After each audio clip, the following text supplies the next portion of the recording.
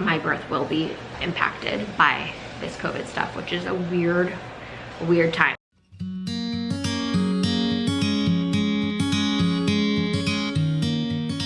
Hey guys, welcome back to my channel and welcome to another pregnancy update.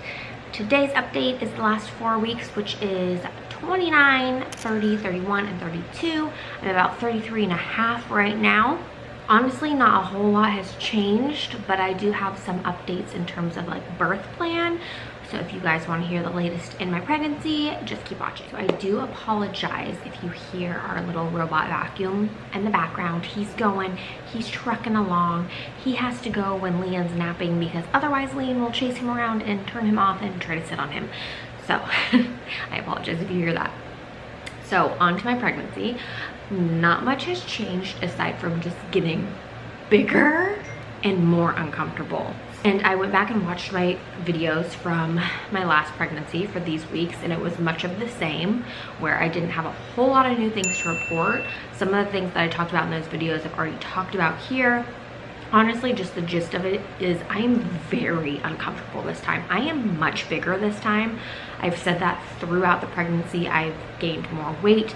My belly in general is bigger. Like, I saw a picture today of right before I turned 37 weeks with Lian, and I am that big at 33 and a half now. So I am very uncomfortable, more so this pregnancy than last time. Having a lot of like back pain, groin pain, just aches, feet pain. By the end of the day, my body is just like done. And again, like I've said before, a lot of that could be that I'm also chasing a toddler, but like my husband helps so much with that, thankfully, because I do notice the days that I have to like pick him up more, or like really just keep up with him more, that by the end of the day my body is just done. And I tend to have a lot more Braxton Hicks on those days. So I have consistently had Braxton Hicks through a lot of my pregnancy. I did last time too. Some of them have gotten pretty strong, especially on the days where I've been more active. They happen the most like at night when I'm relaxing finally after Lian's gone to bed. But my midwife had told me, expect Braxton Hicks and expect some of them to make you be like, is this labor or is this a real contraction? So I'm not super worried about them because she did tell me that things will be feeling pretty strong in that area. So very uncomfortable. My ribs are hurting a lot as well. I talked about that in my last pregnancy around this time. A lot of rib pain, cannot breathe well at all. I'm getting up like 3 times a night to pee. One thing that I have a lot of last pregnancy that actually so far this time hasn't been as bad is lightning crotch. I already talked about that during this pregnancy. I have had it, but I have not had it as much as I did last time. Now, the other thing that I had last time that I briefly mentioned already is like the leg cramps in like my inner thigh, where it's like a shooting pain that is at the same time like a Charlie horse kind of muscle spasm feeling. It's super uncomfortable. They like make me collapse. I've had a lot of those. Those started earlier this pregnancy. I'm having them more often, and so I don't really expect those to let up anytime soon. I still really haven't had any heartburn, which is incredible. Didn't have much last time, but I've had virtually none this time. One thing that did happen during these 4 weeks is I was having a lot more nausea again. So my nausea never really truly went away. I'd say I've had a nauseous day every single week, but there was a time there, I can't remember which week it was, but I was having like a lot of like pretty nauseous days. I'm feeling better now. That kind of like went away again, but I did have a little bit of time there where I was feeling pretty nauseous again. Nothing like in the first trimester, but still was happening. And that's really it in terms of symptoms. Like, he is very active. Sometimes his movements are painful, which is like something I experienced last time as well. Just as he gets bigger, it's just hurts when he moves like crazy. I'm really nervous he's gonna come early. Like, I want him to come early, but like in term early. Like, I'm afraid he's gonna come early. So we are still not quite ready. Like, I'm ready in terms of like, I want to get this baby out. Like, I'm ready now to have him here and like have Lian meet him. But like at the same time, not ready because he needs to cook longer, and we're not ready because we are still in the process of like switching Lian to a new room, and I have haven't. I just started packing my hospital bag today, and like there's a lot they still need to do, but we did actually just order a bunch of baby stuff that we didn't have. So I'm feeling better in terms of being ready for him to be here, but we're still not quite there yet. But I did have a midwife appointment and everything was good as usual, which is great. It's a really weird time because right now we're still going through the COVID stuff. We are still sheltered so it's almost June. We've been sheltered since March. When I first got pregnant, or not when I first got pregnant because this wasn't happening, when the COVID stuff first started, I was like, oh, I have so much time, like it's not gonna really impact me and my birth. And like obviously that's not the case now. Things have progressed where it's like my birth will be impacted by this COVID stuff, which is a weird time. Like we're always gonna say that our baby is gonna be like, oh, you were born in 2020, oh, you're a pandemic baby. Like weird. Our pictures are gonna be with masks, like it's just weird.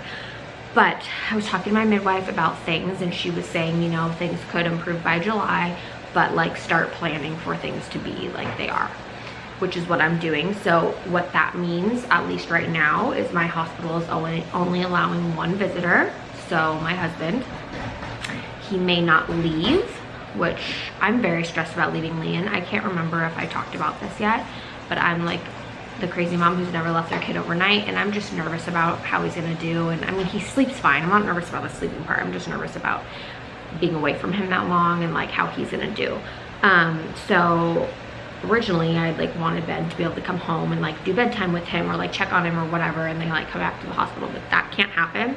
If Ben comes home, he comes home, which he might, depending on how my birth goes and everything. He probably will leave sooner than I'm discharged and then just come back and pick me up. But we're gonna have to see how that goes. Of course, I'm hoping that everything goes flawlessly with my birth and I can get in and out of the hospital like no time. My midwife said they're trying to get people out as fast as they can. Like there's a chance if I give birth like early morning, I could even get out that same day, which I am all for that. I'm like, get me out of this freaking hospital. That's how I'm approaching this birth. So he is my only visitor. He cannot leave. It's also disappointing that Lian cannot visit me in the hospital.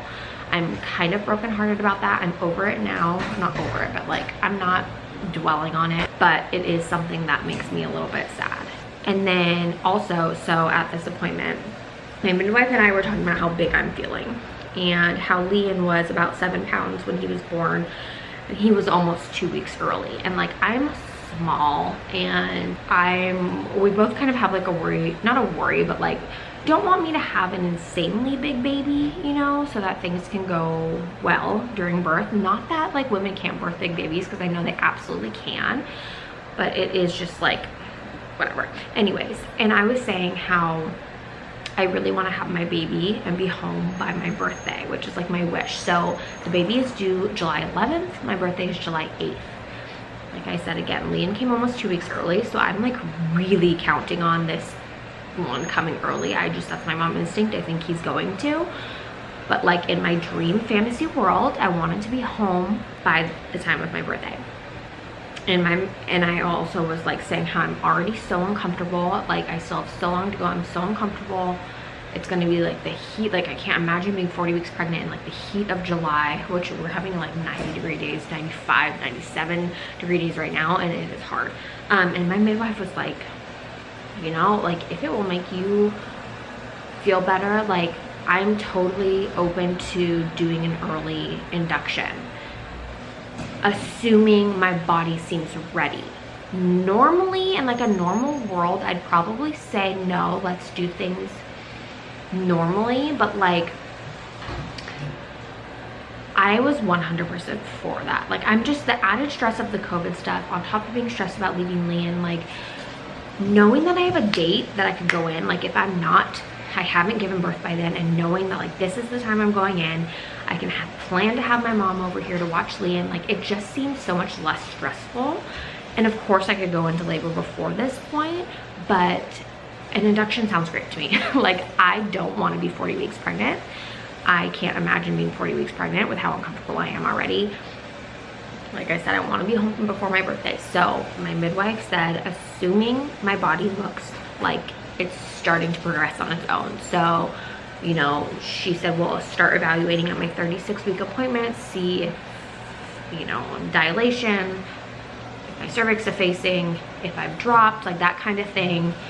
Potentially talk about scheduling an induction early. It would only be like a week early. But just having that on the calendar to provide some comfort, and I am like totally into that. She says that she thinks that because I had like a pretty easy labor the first time, pretty quick, and I have had 2 very, very healthy, very normal pregnancies. She thinks that this one is probably going to be pretty quick and easy again.